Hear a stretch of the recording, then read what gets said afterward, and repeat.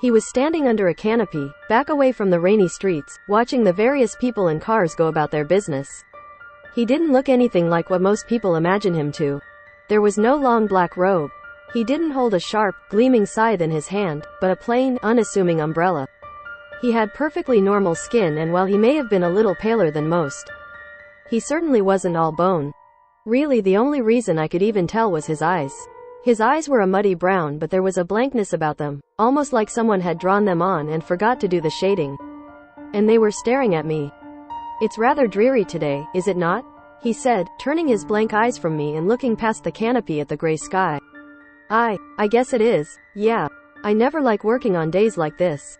It adds far too much melodrama. I shivered. Are you? I couldn't bring myself to ask the rest of the question.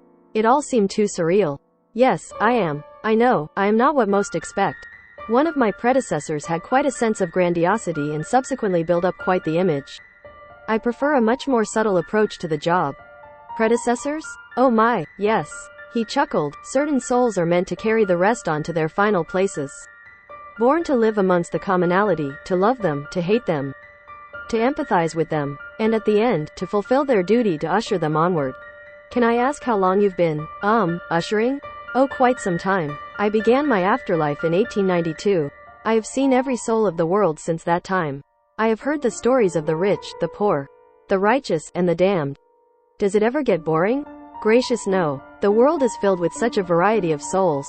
I am always amazed at just how they spend their lives.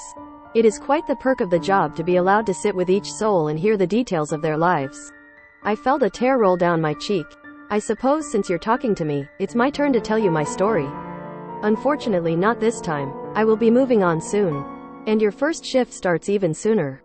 The car that would hit me started to hydroplane then. The driver, a janitor at the local hospital, had the steering wheel yanked from his hand. Honestly, I don't blame him for what happened. The roads were pretty slick. I wonder how he'll tell that part of his story at the end. I guess I'll find out eventually. I became death today.